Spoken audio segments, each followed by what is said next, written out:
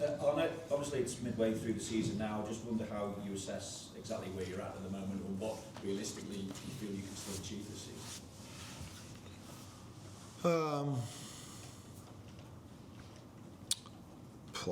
That's a question I didn't expect.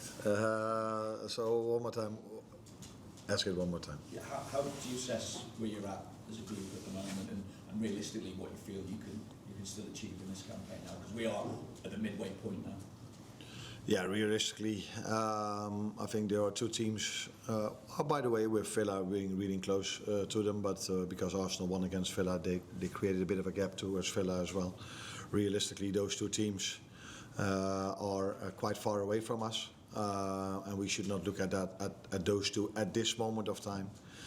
We've had our struggles throughout. We started really well in terms of results.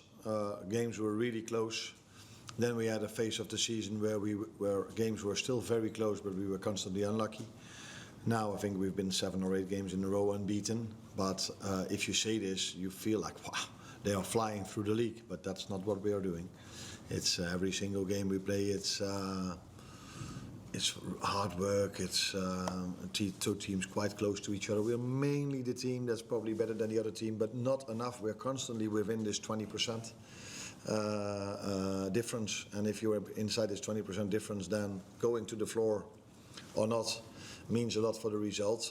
And I will keep pushing, and the players will keep pushing to get to a situation where we are more than that 20%. We can make the difference bigger, and then hopefully we are finding a moment where we can fly through the season. But for the first 19 games, it has been a constant battle, close to each other. Sometimes a bit lucky, sometimes a bit unlucky season.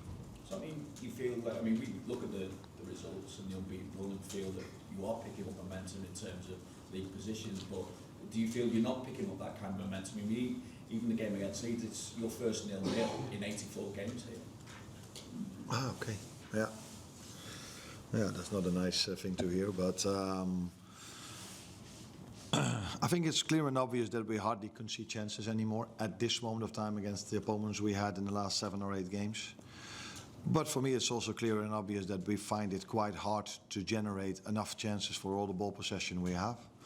And that's not new for us this season. And what the players try to do is they just keep on trying. They bring the ball towards the wingers. They make inside runs and play and move, and they do all the kind of things. But yeah, sometimes you need a bit of magic to unlock a game or a set piece. And if that then happens, then all of a sudden everything looks much nicer. But that is not our season till now. Well, then, do you expect from Fulham what kind of a test again? I expect a different game against Fulham because their manager, and when we played them and what I've seen from them, they are and they play a home game, so I think they will try to attack a lot and want to have the ball a lot. At least that's how I know their manager. So it probably will be a much more open game. So then we have to show in games like that we don't concede a lot as well. And maybe it will help us creating more chances as well.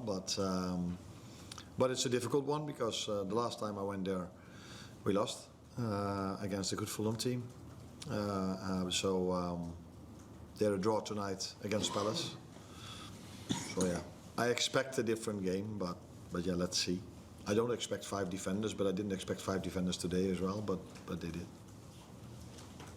More?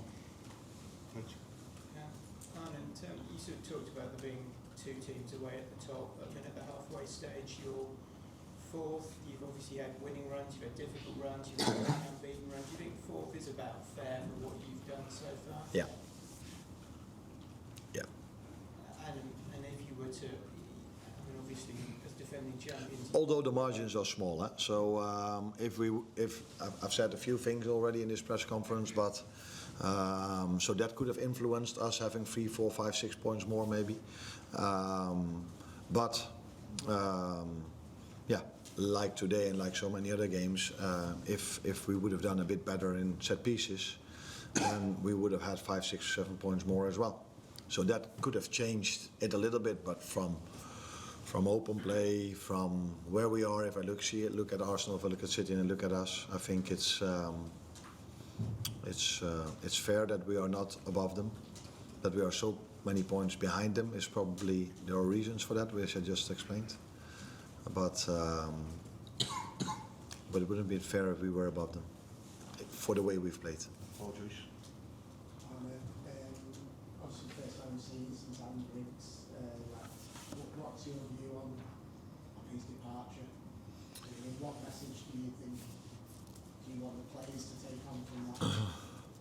No, first of all, I want to thank him for the 1.5 years we've worked together, because he's been a part and a big part of us winning the league last season. He's been a big help to me. He's a very good human being, a very promising young English coach. But as things sometimes happen in January or in June, both go either way, and that is what happened over here as well. But he will definitely find a new challenge for himself, because he's done a good job with us, and he's a very good human being and a very promising young English coach, so he should deserve to get multiple chances again. On the back of that, Arne, is there any chance of revisiting the idea of bringing in Etienne Ryan with it from Fulham? I know there was initially something that was mooted, or maybe finding another specialist coach as opposed to using it from the coaches you have at the moment?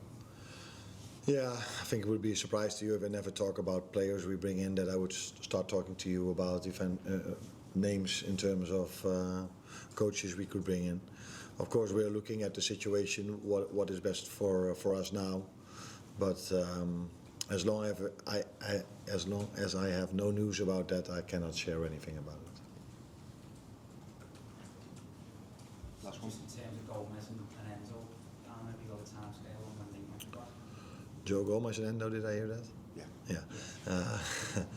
I expect Joe to train with us tomorrow, and Wata not yet. Again, was I think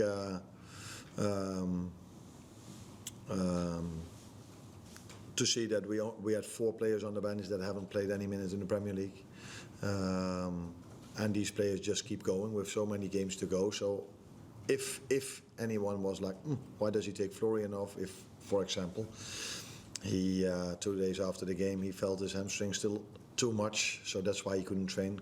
Only trained yesterday.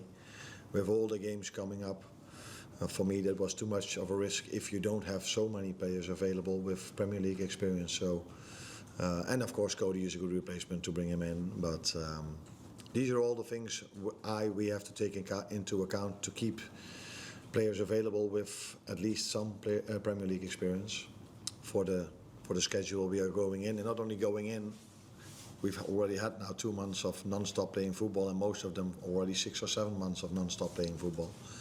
So everyone stayed fit, positive, clean sheet. If I have to take something positive from the game, then those 2 things. And Ibu didn't get a yellow, so he's not suspended next week.